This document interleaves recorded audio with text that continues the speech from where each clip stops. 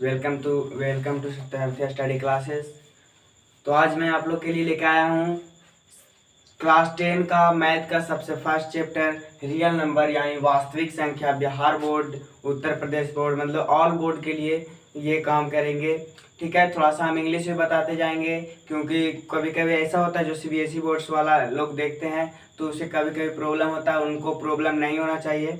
तो दोस्तों, तो आज आप बने रहिएगा हमारे वीडियो में। ऐसा नहीं कि ये स्टूडेंट नहीं पढ़ा सकता, आप देख के इग्नोर करके वीडियो बदलिएगा नहीं।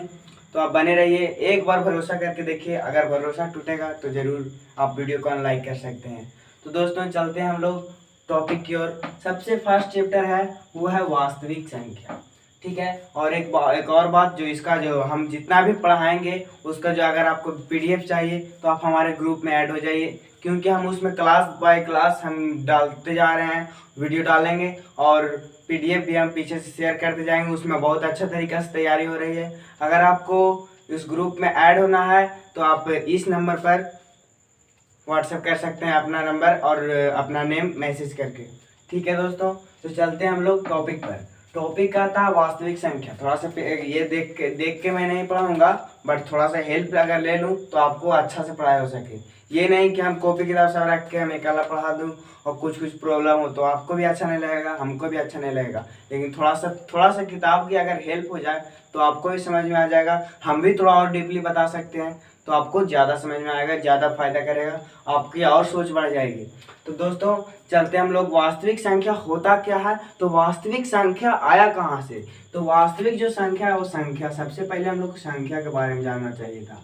सबसे पहले अगर हमको संख्या की जानकारी है तब हम लोग वास्तविक संख्या की जानकारी बहुत ही अच्छी तरीका से कर सकते हैं। इसलिए वास्तविक संख्या एक ऐसा चैप्टर है, क्योंकि संख्या जो मैथ जो है वो बिना संख्या का है ही नहीं। आज तक जितना भी मैथ है, मैथ संख्या से ही जन्म ही लिया है, मैथ संख्या से। और वो संख्या का प्रयोग हम लोग हर जीवन में हर जगह पर करते हैं। जैसे हम मार्कर के बारे में बोला जाए तो ये एक मार्कर, तो एक क्या है, ये संख्या का मात्रा को दर्शाने का बताता, क्वांटिटीज बताता है। संख्या किसी का क्वांटिटीज बताता है। जैसे हम कहीं भी अगर दुकान में गए तो कोई सामान खरीदे तो उसका कुछ ना कुछ क्वांटिटीज होगा, कितना मात्रा, उसका कितना रुपया होगा, तो उस रुपया को भी दर्शाने के लिए हम संख्या का प्रयोग करते हैं। इसे कहा 50 रुपया होगा, कितना रुपया? 50 रुपया, यानी 50 रुपीज। तो ये 50 जो है ये भी एक संख्या। तो अब हम संख्या के बारे में जानेंगे कि संख्या का फॉर्मेशन कहाँ से हुआ, संख्या का निर्माण कहाँ से हुआ। तो दोस्तों चलिए बने रहिएगा हमारे इस वीडियो में। कहता है सबसे पहला कि संख्या का निर्माण कहाँ से हुआ। सबसे पहले हम बेसिक से लेके चलते हैं। जो संख्या जो है वो क्लास 6 से ही पढ़ना स्टार्ट हो जाता है और ये क्लास 12 तक भी चलता है और आगे भी चलता है। हर कम्पिटिटिव लेवल से क्वेश्चन संख्या से पूछता है और ये क्लास 10 में लगभग 10 नंबर से जरूर क्वेश्चन पूछेंगे। आप अगर लगातार इस वीडियो मतलब कि ये चैप्टर को लगातार आप हमारे से पढ़ते रह जाइएगा तो हम वादा दिलाते हैं, यह मेरी गारंटी है कि आपको 10 में 10 नंबर नहीं बोले तो 9 या 8 नंबर जरूर मिलेगा। तो दोस्तों बने रहिएगा हमारे इस चैनल में। अगर आप नए हैं तो हमारे चैनल को सब्सक्राइब कर लीजिएगा। जैसे वास्तविक संख्या होता क्या है, तो संख्या का निर्माण कहाँ से हुआ? तो संख्या का जो निर्माण हुआ वो डिजिट से हुआ। किससे? तो डिजिट से। ये डिजिट एक प्रकार का संख्या का सेल है। क्या है? सेल। जिस प्रकार से हमारे बॉडी को बनाने के लिए सेल की जरूरत होती है, सेल से बहुत सारा सेल मिला तो टिश्यूज बना, टिश्यू यानी ऊतक बना, ऊतक जोड़ा तो ऑर्गन बना यानी अंग बना, ऑर्गन बहुत सारा मिला तो हमारे बॉडी का निर्माण हुआ। उसी प्रकार से डिजिट है वो जो नंबर का एक इकाई है। तो जैसे नंबर का समूह हुआ तो मतलब डिजिट का अगर समूह हुआ तो वो नंबर बना। और बॉडी का जिस प्रकार से जैसे सेल था, ठीक है, सेल से अगर ग्रुप हुआ, ठीक है, सेल से अगर ग्रुप हुआ तो टिश्यूज बना और टिश्यूज का ग्रुप हुआ तो ऑर्गन बना, ऑर्गन का ग्रुप हुआ तो फिर जाके बॉडी बना। उसी प्रकार से संख्या का निर्माण हुआ यानी नंबर का निर्माण हुआ। इसमें भले ही एक कितना स्टेप गया, 1 step, 2 step, 3 step, 4th step में जाके हमारे बॉडी का निर्माण हुआ। तो वो हम लोग 4 स्टेप गए, लेकिन डिजिट में नंबर में कोई स्टेप नहीं, बस फर्स्ट स्टेप से ही हम लोग को नंबर प्राप्त हो जाता है। यानी group of digit equal to group of digit is called number, यानी नंबर की संख्याओं, नंबर के समूह को हम लोग संख्या कहते हैं। जैसे जो डिजिट होता है वो मात्र 10 होता है। कितने डिजिट होता है दोस्तों? तो मात्र और मात्र 10 डिजिट होता है, मात्र 10 डिजिट होता है। देखिए कौन कौन होता है वो बताते हैं।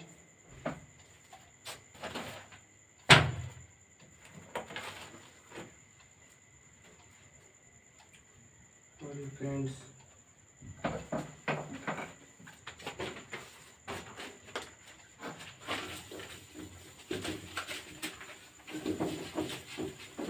चलिए, जो डिजिट होता है वो मात्र 10 होता है। वही 10 डिजिट से, वही 10 डिजिट से पूरा का पूरा नंबर का फॉर्मेशन होता है। नंबर का फॉर्मेशन बोले तो संख्या का निर्माण होता है। जैसे वो 10 डिजिट कौन होता है? 0 1 2 3 4 5 6 7 8 9। ये क्लास टू का बुक में अगर फर्स्ट चैप्टर आप पलट के देखिएगा तो ये बात लिखा रहेगा संख्या का फॉर्मेशन का, वो कैसे बना संख्या। तो इन्हीं 10 अंक से, ये जो 10 है वो अंक है। ये 10 को अगर नंबर ही बोल सकते हैं तो बोल सकते हैं, लेकिन ये जो 10 है मैन्युअली रूप से ये अंक है। क्या है?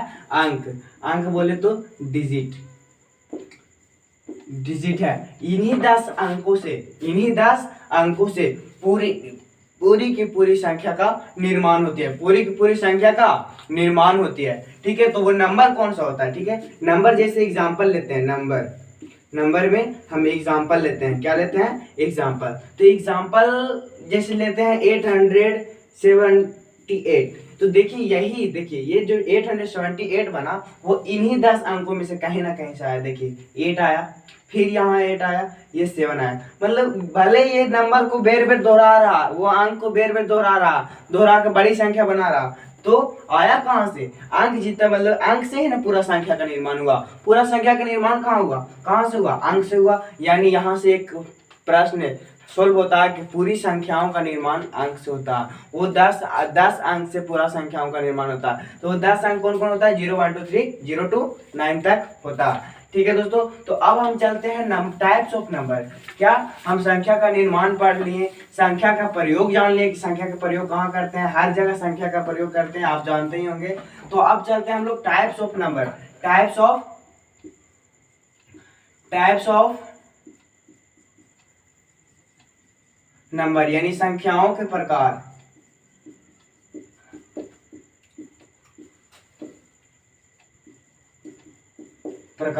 संख्याओं के प्रकार यानी बोले तो इसको एक फैमिली बोल सकते हैं।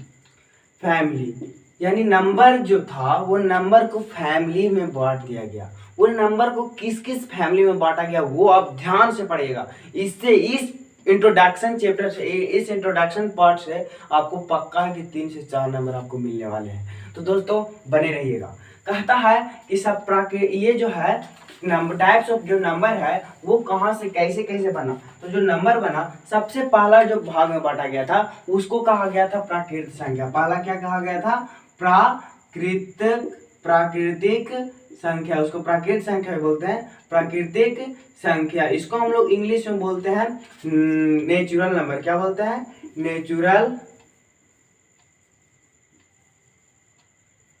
Natural number. इसको हम लोग इंग्लिश में कहते हैं नेचुरल नंबर, यानी प्राकृतिक संख्या। प्राकृतिक का दिया हुआ देन है। अब ये नहीं कि प्राकृतिक का देन है, लेकिन हम ही लोग स्टार्ट किए हैं। स्टार्ट मैथमेटिशियन यानी बड़े बड़े आर्यभट्ट लोग स्टार्ट किए हैं। ठीक है, लेकिन ये संख्या मतलब बहुत ही बीत गया, इसलिए इसको प्राकृतिक संख्या कह दिया गया, यानी नेचुरल नंबर कह दिया गया। ठीक है, तो जो नेचुरल नंबर क्या किसे कहते हैं? नेचुरल नंबर सबसे पहले यह जानते हैं तो गिनती की संख्या जो 1 से शुरू होता है और अनंत तक जाता है। कौन सी संख्या? तो गिनती की संख्या जो 1 से शुरू होता है और अनंत तक जाता है। अनंत तक यानी जा रहा, इसको हम लोग क्या कहते हैं? प्राकृतिक संख्या। अब देखिए यहाँ पर इसके समुच्चय को हम लोग n से सूचित करते हैं। किस चीज से? n से सूचित करते हैं, यानी इसके समुच्चय बोले तो समूह को हम लोग n से लिखते हैं। जैसे देखिए 1 2 3 4 5 डॉट डॉट डॉट आगे जा रही है। और इसको हम अगर करली ब्रैकेट बोले तो मेहंदी कोष्ठक में इसको अगर बंद कर दे तो ये क्या बन गया, प्राकृतिक संख्या का समुच्चय। और उस प्राकृतिक संख्या के समुच्चय को हम लोग किस चीज से सूचित करते हैं, तो n से सूचित करते हैं। थोड़ा सा एक बात बताना भूल गया हमने, कहते हैं कि संख्या का प्रकार बढ़ता क्यों है, संख्या को बराबर मतलब संख्या को भागों में बांटा क्यों गया।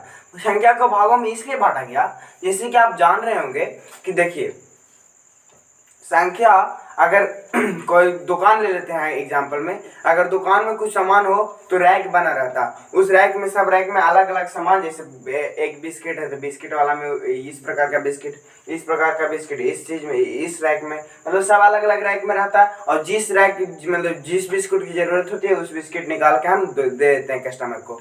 उसी प्रकार की संख्या को हम अलग अलग जगह पर सजा दिए और जिसकी जरूरत होती है उसको उठा के हम उसको हल कर लेते हैं। इसीलिए संख्याओं को भागों में बांटा गया था। अब चलते हैं हम लोग संख्या का पहला प्रकार पढ़ लिए, प्राकृतिक संख्या। अब देखिए यहाँ से क्या हुआ कि एक बार की बात थी कि जब लोग मतलब कि इससे संतुष्ट थे प्राकृतिक संख्या से, लेकिन इस क्या हुआ कि एक बार यूज कर रहे थे, मतलब कि संख्या को एक समीकरण बना रहे थे। वो समीकरण इस प्रकार से था, x + 2 = 2। तो x = x का मान है, वैल्यू ऑफ x बोल रहा था, x का मान निकालने का रहा था, तो 2 - 2। अब कहता कि ऐसा तो प्रोसेस नहीं है कहीं, मतलब 3 में से 2 घटाएं तो 1 बचता था, 5 में से 2 घटाएं 3 बचता था, इस प्रकार से प्रोसेस आ रहा था।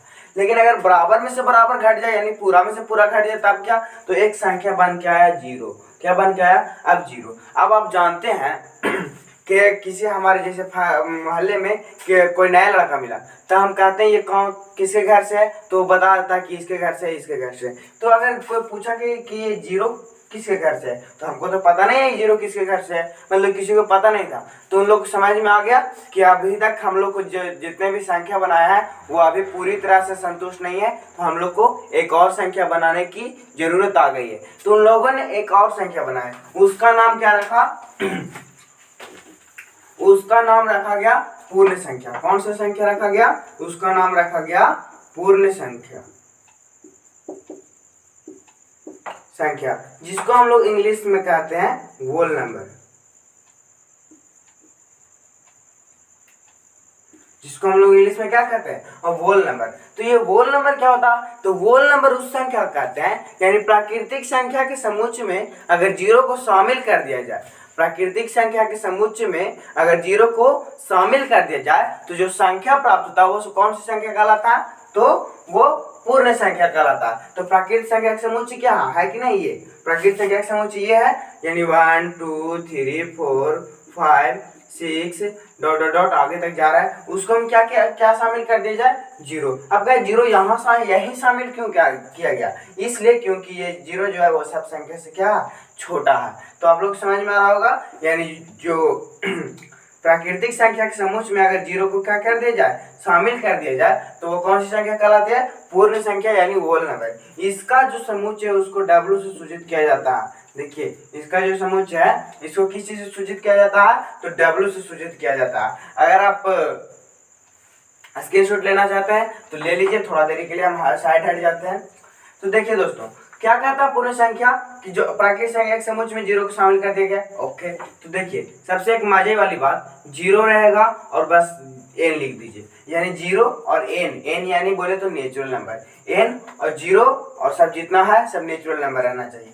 ठीक है, आप एक परिभाषा ये भी बोल सकते हैं कि वैसी संख्या जो 0 से स्टार्ट होता है और अनंत तक जाता है उसको क्या कहते हैं हम लोग, पूर्ण संख्या। तो फ्रेंड्स चलिए हम लोग देखते हैं कि पूर्ण संख्या के बारे में हम लोग जान गए थे कि पूर्ण संख्या का अंत हो गया, यानी मतलब पूर्ण संख्या का निर्माण हो गया। कैसे निर्माण हुआ, तो 0 को शामिल करके, पर किसमें शामिल किया, तो प्राकृतिक संख्या में 0 को शामिल किया। अब देखते हैं, आप लोग अभी देख रहे होंगे आज तक जो संख्या पढ़े होंगे सब पॉजिटिव में, ओनली पॉजिटिव में तो नहीं पढ़े हैं, नेगेटिव में पढ़े। तो नेगेटिव का निर्माण कहाँ से हुआ था, ये आपको सवाल दिमाग में उठ रहा होगा, तो हम अभी बताते हैं। तो एक बार क्या हुआ, जिस तरह पूर्ण संख्या में लोग समीकरण बना रहे थे उस तरह इस प्रकार समीकरण बन रहा था। x plus 2 equal to 1। तो x इक्वल टू क्या बताया 1 माइनस 2। अब कहा जाए ये कैसा संख्या, छोटा में से बड़ा कभी घटता है, हाँ घटता है लेकिन माइनस में रहता है, ये हमको पता, लेकिन फर्स्ट टाइम को किसी को पता नहीं था।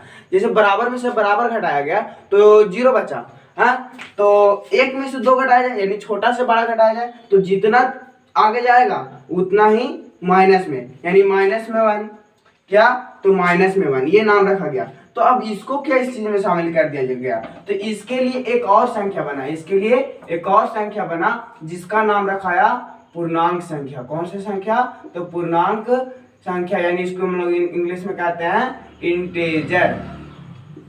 ठीक है, पूर्णांक संख्या। देखिए पूर्णांक संख्या इसको इसलिए नाम रखा गया क्योंकि इसमें माइनस भी हो गया, पॉजिटिव या प्लस में भी हो गया और जीरो भी आ गया। अब आपको यहाँ से पता चल रहा होगा इस जो पूर्णांक जो संख्या वो अपने ही शब्द अपना ही नाम में वो अर्थ छुपा रहा है। इससे पूर्णांक यानी पूर्ण प्लस अंक, अंक देखिएगा यहाँ पर पूर्णांक ये दोनों मिलकर पूरी पूरी संख्या, इसका अर्थ हो गया पूरी पूरी संख्या, यानी पूर्णांक। पूर्णांक का अर्थ क्या हो गया, पूरा पूरा संख्या, यानी पूर्णांक एक ऐसा संख्या है जो प्राकृतिक संख्या को भी अपने अंदर रख लिया और पूर्ण संख्या को भी अपने अंदर रख लिया, और पूर्णांक जो है वो माइनस वाला नेगेटिव वाला को भी अपने अंदर, यानी पूरा का पूरा संख्या पूर्णांक में ही निर्माण हो गया था। लेकिन बट प्रॉब्लम कुछ और था, इसके कारण आगे गया। देखिएगा पूर्णांक संख्या, जैसे पूर्णांक संख्या क्या हो गया -5 -4 -3 -2 -1 0 1 2 3 4 5 इस प्रकार से आगे चलता गया, यानी पॉजिटिव इंफिनिटी, और ये इधर चलता गया। देखिएगा इधर यहाँ से जो प्लस वाला था उसको एक तरफ कर दिया गया, प्लस वाला को एक तरफ, इस सब का नाम दे दिया गया धनात्मक। क्या, धनात्मक। देखिए पूर्णांक को दो भाग में बांट दिया गया, प्लस वाला को धनात्मक पूर्णांक और जो माइनस वाला था उसको कह दिया गया ऋणात्मक पूर्णांक। क्या कहा गया, ऋणात्मक पूर्णांक कहा गया। ठीक है, और ये बीच में जो शून्य बचा इसको ये पूर्ण संख्या हुआ। कौन सी संख्या हुआ, तो पूर्ण संख्या हुआ। अब कहा जाता है, अब क्या हुआ कि और देखा गया, देखिएगा आप लोग पूर्णांक क्यों इसको पूरा पूरा संख्या कहा गया, इसलिए क्योंकि देखिए अगर 1 से देखते हैं इधर तो सब नेचुरल नंबर, यहां से इधर देखते हैं तो सब होल नंबर, यानी यहां से क्या पता चलता है कि जो पूर्ण संख्या भी इसी में है और प्राकृतिक संख्या भी इसी में। देखिए पूर्णांक संख्या जो बड़ा हो गया, अभी के तौर पर पूर्णांक संख्या जो बड़ा हो गया, क्यों, प्राकृतिक संख्या को पूर्ण संख्या अंदर में रख लिया। अब पूर्ण संख्या और प्राकृतिक संख्या दोनों को पूर्णांक संख्या अपने अंदर रख लिया। क्या रख लिया, अपने अंदर रख लिया, इसलिए अभी बड़ी संख्या ये बना। ठीक है, अब समझिए कि पूरा संख्या का निर्माण हो गया। अब इसमें लोग देखने लगा गुण देखा, कोई कोई संख्या ऐसा होता था कि जो 2 से भाग लग जाता था। क्या होता था, 2 से भाग लग जाता था। लेकिन कोई कोई संख्या जस्ट उसके बाद वाला जो संख्या होता था वो 2 से भाग नहीं लगता था। तो वो सब संख्या को अब गुण के अनुसार, भागा के गुण के अनुसार बांट दिया गया। वो कैसे, थोड़ा सा लिख देते हैं नंबर।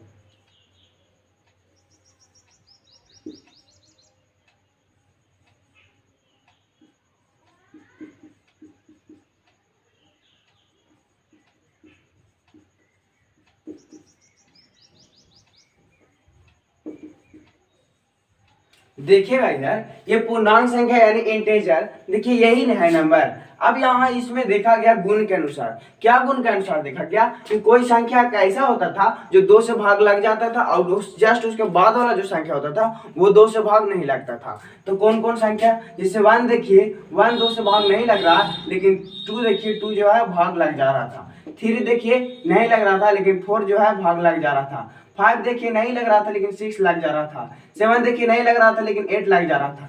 तो ये सब संख्या कौन सा नाम रखा गया, तो जो भाग लग जाता था 2 से, जो 2 से भाग लग जाता था उसको कह दिया गया सम संख्या। सम संख्या यानी यहां से इसका क्या परिभाषा निकला, इंग्लिश में इसको कहते हैं इवन नंबर। इसका क्या नाम रखा गया, इसका नाम रखा गया कि इसका क्या परिभाषा हुआ कि वैसी संख्या जो 2 से पूरा पूरा विभाजित हो जाए, वैसी संख्या। इसमें इसका क्या शर्त हुआ, 2 से पूरा पूरा, सीधा भाषा लिखे पूरा पूरा काटना, यानी वैसी संख्या जो 2 से पूरा पूरा भाग लग जाए, 2 से पूरा पूरा कट जाए, इसको इसलिए उसको क्या कहते हैं हम लोग, सम संख्या कहते हैं। तो एग्जांपल में कौन सी हो जाएगा, 2 हो जाएगा, 3 नहीं 4 हो जाएगा, 5 नहीं 6 हो जाएगा, 7 नहीं 8 हो जाएगा, मतलब 10 हो जाएगा, 12, इस प्रकार से और सब संख्या हो जाएगा सम संख्या। क्यों? क्योंकि ये सब जो संख्या है वो 2 से भाग लग जा रहा है। अब यहाँ देखा जाता है, कहता है क्या माइनस वाली संख्या नहीं हो सकती है? तो देखिए माइनस वाली संख्या भी हो सकती है।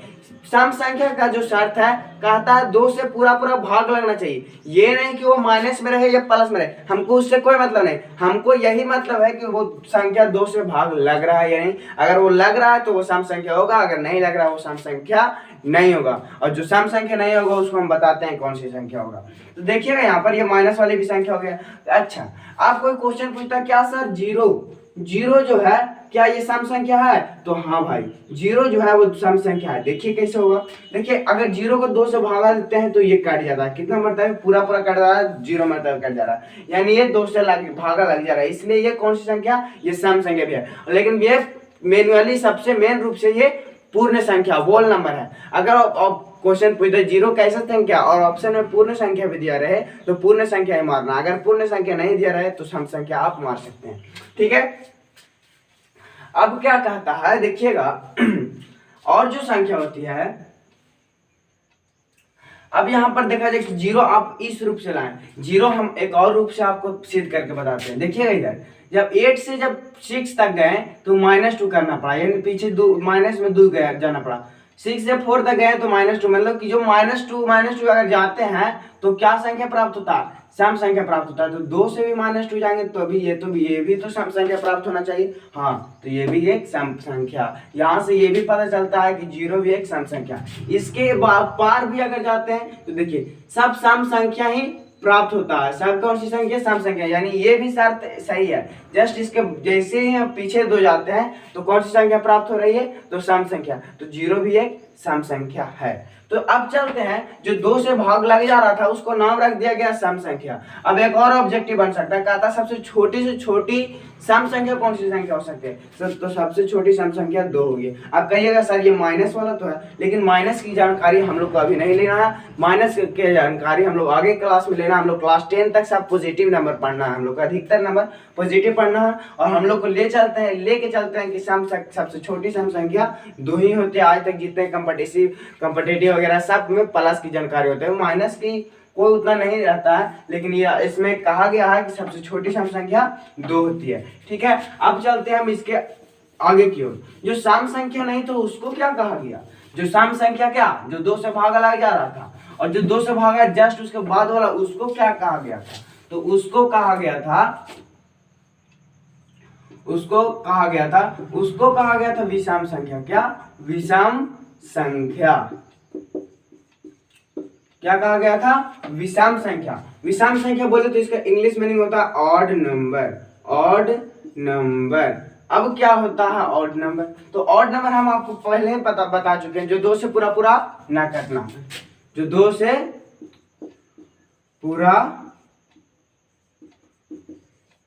पूरा ना कटे, यानी वैसी संख्या जो 2 से पूरा विभाजित ना हो, उसको क्या कहेंगे हम लोग, विषम संख्या कहेंगे। तो चलिए देखते हैं एग्जांपल में क्या हो जाएगा, 1 हो जाएगा, क्योंकि 1 2 से नहीं कट रहा था। 3 हो जाएगा, 3 2 से नहीं कट रहा था, 4 कट रहा था, 5 नहीं कट रहा था, 6 कट रहा था, 7 नहीं कट रहा था, 8 कट रहा था, 9 नहीं कट रहा था, 10 कट रहा था, 11 नहीं कट रहा था। मतलब ये सब जो संख्या है वो विषम संख्या है। क्यों? क्योंकि ये 2 से पूरा नहीं कटा। तो नेगेटिव संख्या भी हो सकती है, नेगेटिव में 7, नेगेटिव में 9, नेगेटिव में 1, नेगेटिव में 3, ये सब जो संख्या ये भी विषम संख्या हो सकती है। अब सवाल पूछता है कि सबसे छोटी विषम संख्या कौन होती है, तो सबसे छोटी विषम संख्या 1 होती है। ठीक है, अगर अब क्वेश्चन पूछ देता है कि सबसे छोटा एक सम संख्या, सबसे छोटा सम संख्या, सबसे छोटी प्राकृतिक सम संख्या, सबसे छोटी प्राकृतिक सम संख्या और सबसे छोटी प्राकृतिक विषम संख्या का HCF निकालिए। तो अगर आपको सम संख्या और विषम संख्या छोटी वाली पता रहेगा तब नहीं, और वो प्राकृतिक रहना चाहिए। तो ये सब जो संख्या ये प्राकृतिक है, ये सब प्राकृतिक नहीं, ये सब तो पूर्णांक संख्या है, इसलिए हम आप लोग को बताएं पॉजिटिव वाला। अब चलते हैं हम लोग सम संख्या और विषम संख्या जान गए, अब हम लोग चलेंगे भाज्य संख्या और अभाज्य संख्या के रूप में। दोस्तों देखिएगा, सम और विषम संख्या हो गया। अब संख्या ऐसा देखा गया, थोड़ा सा मिटा देते हैं। अब संख्या ऐसा देखा गया कि जो एक कोई संख्या ऐसा है कि जो दो मात्र उसके दो गुणनखंड है, और वो दो गुणनखंड कौन कौन है? तो वो दो गुणनखंड जो है वो अपने आप से काटना और किसी और दूसरे से ही सिर्फ काटना, यानी अपने आप से काटना और किसी दूसरे से ही काटना ही उसका एक गुणनखंड हो गया। यानी कि वैसा संख्या हो रहा था जो एक से काटता था और सिर्फ अपने आप से काटता था, इसके अलावा और किसी संख्या से नहीं काटता था, उसको क्या कहा गया? तो उसको कहा गया अभाज्य संख्या। उसको क्या कहा गया? अभाज्य संख्या कहा गया। अभाज्य संख्या कहा गया, जिसको हम लोग इंग्लिश में कहते हैं प्राइम नंबर। क्या कहते हैं? प्राइम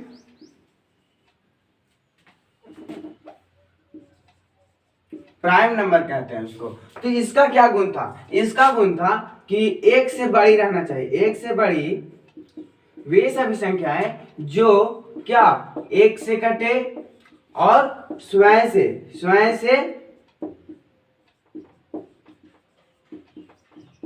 पूरा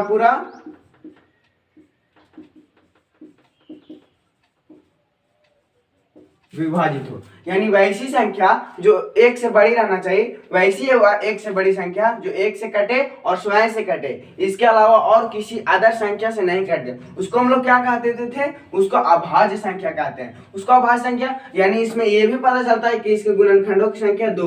क्यों? क्योंकि एक से कटेगा और एक अपने आप से कटेगा, यानी इसका जो गुणनखंड होगा वो दो ही ना होगा। जैसे 7 लेते हैं, 7 से कटेगा और 1 से कटेगा, और किसी संख्या से कटेगा नहीं, तो इसका गुणनखंड क्या होगा? 2 हो गया। 7 × 1 यानी 7 और 1 इसका गुणनखंड हो गया।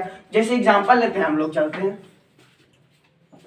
एग्जांपल देखिएगा। कहता है 1 से बड़ी, तो 1 को नहीं लेना है, तो देखिए 2 देखते हैं। 2 देखिए 1 से कटेगा और 2 से कटेगा, यानी 1 से कट रहा है अपने आप से कट रहा है, यानी ये हो जाएगा अभाज्य संख्या। चलिए 3 देखते हैं। 3 देखिए 1 से कट रहा है और 3 अपने आप से कट रहा है, ये भी हो जाएगा। 4 देखिए 1 से कट रहा है, 4 से कट रहा है और 2 से कट रहा है, यानी ये देखिए इसका 2 गुणनखंड नहीं है, इसका 3 गुणनखंड हो गया। ये मतलब ये जो है वो अदर संख्या से भी भाग लग जा रहा है, यानी ये नहीं होगा। चलते हैं हम लोग 4 की तरफ। किसकी तरफ? तो मतलब 4 के देख लिए।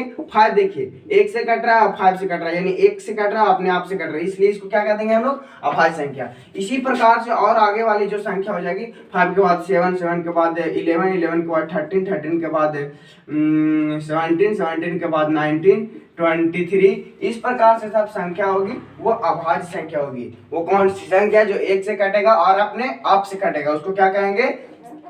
तो अभाज्य संख्या कहेंगे। अब सवाल, अब क्वेश्चन इस प्रकार से इससे पूछता है अभाज्य संख्या से, इसकी अभाज्य संख्या का शर्त क्या है? तो अभाज्य संख्या का शर्त है कि जो 1 से कटे और स्वयं से कटे पूरा विभाजित हो, उसको क्या कहेंगे हम लोग? अभाज्य संख्या। ठीक है। सेकंड नंबर ऑब्जेक्टिव क्या पूछ सकता है? कह सकता है कि सबसे छोटी अभाज्य संख्या क्या होगी? सबसे छोटी अभाज्य संख्या क्या होगी? तो 2 होगी। अच्छा, एक ऑब्जेक्टिव ये भी पूछ सकता है कि ऐसी कौन सी अभाज्य संख्या है जो सम भी है? तो दुनिया का एक ही ऐसा अभाज्य संख्या है जो सम भी है। तो देखिए दुनिया का एक यही 2 ही है जो सम भी है और अभाज्य भी है। चलिए 2-3 ऑब्जेक्टिव का क्लियर कर दिए। अब ऑब्जेक्टिव ये यहाँ से पूछ सकता है, कहेगा अभाज्य संख्या का एक और नाम है, वो नाम है, उसको कहते हैं हम लोग रूढ़ संख्या। कौन संख्या? तो रूढ़ संख्या। अभाज्य संख्या का दूसरा नाम रूढ़ संख्या। चलिए और ऑब्जेक्टिव क्या पूछ सकता है? अब क्या कहेगा कि 1 से 50 के बीच में, 1 से 50 के बीच में कितने अभाज्य संख्या है? तो 1 से 50 के बीच में 15 अभाज्य संख्या। कितने अभाज्य संख्या है? तो 15 अभाज्य संख्या। अब पूछ सकता है 51 से लेकर 100 के बीच में कितने अभाज्य संख्या है? तो 51 से लेकर 100 के बीच में 10 अभाज्य संख्या। कितने अभाज्य संख्या? 10 अभाज्य संख्या। एक और ऑब्जेक्टिव पूछ सकता है कि 1 से लेकर 100 के बीच में कितना है? तो 15 और 10 25, यानी 25 अभाज्य संख्या। ठीक है दोस्तों, आपको समझ में आ रहा होगा। तो चलिए आप बने रहिएगा हमारे चैनल में और आगे चलते हैं। ठीक है दोस्तों, ज्यादा लंबा वीडियो नहीं करना है।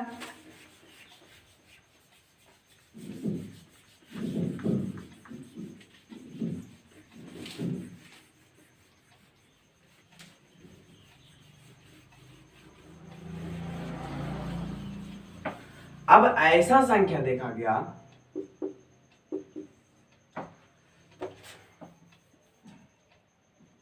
ऐसा संख्या देखा गया, वो तो संख्या था जो 1 से कटता था और अपने आप से कटता है तो उसको कह दिया अभाज्य संख्या।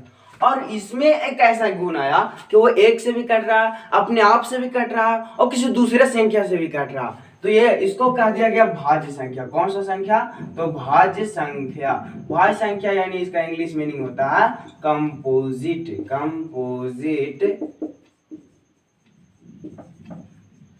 कंपोजिट नंबर यानी भाज्य संख्या यानी कंपोजिट नंबर। ये कौन सी संख्या होता है? तो ये भी होता है एक से बड़ी।